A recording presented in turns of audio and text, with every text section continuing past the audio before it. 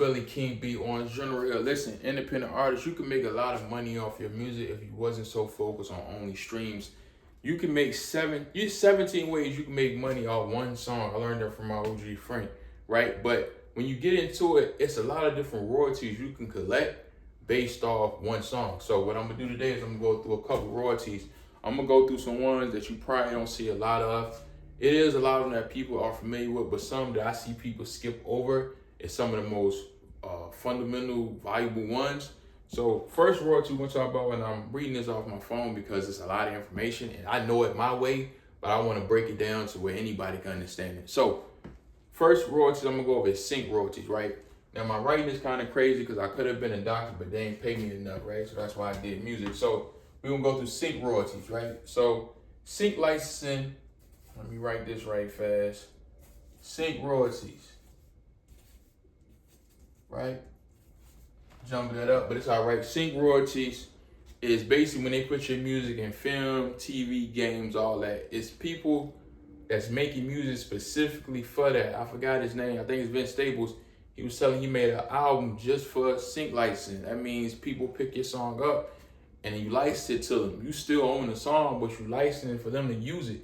That's how you really make money. That's how you really have generational wealth, because the product belongs to you, but you're licensed to a company and they can use it, but they still got to pay you because you own the song. And how you go through sync royalties, right? So one, you want to be signed up for a pro company, right? That's your ASCAP, BMI.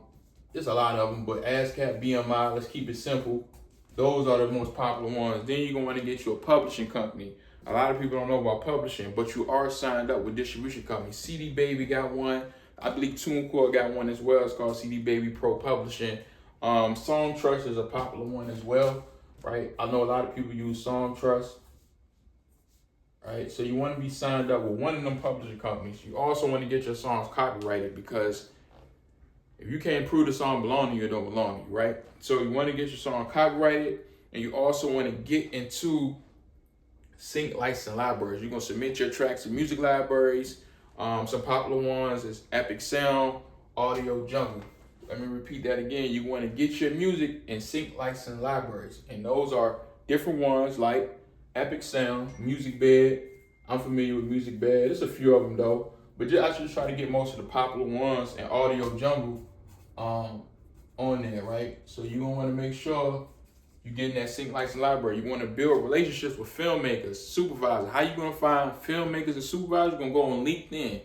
First, you're going to Google, Google Epic Games or Google like a Netflix movie, right? And you figure out who's the producer in there, who's the director in there, who runs the music. It's a person that supervises every music song that goes into any TV show. And I learned that by working with a couple of different movie producers, that is a person that's designated the music. As 50 was talking about this before, he did all his own music. You know, that's how you make more money.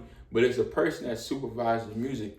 How you get in contact with him, first is an app that I posted on my page a while ago that shows all the directory for these people. If you can't find that app, go to LinkedIn, type in whatever company or whatever movie network you're trying to find, and all that stuff will pop up. So utilize LinkedIn. LinkedIn is free. You can do a subscription, but to me it ain't worth it unless you own it a lot, right? You're gonna want to find that person, right? And you want to try to contact that person, create a relationship with that person, so that way you can stay in touch with them.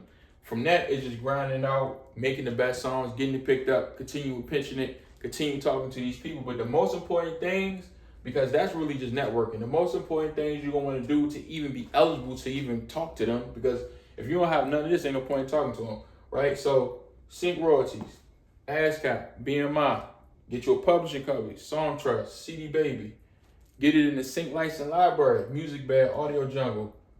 Find those supervisors, Google the movies, whoever the director is in the movie, look them up on LinkedIn and start creating that relationship with them. That's just one way you can make money off sync licensing.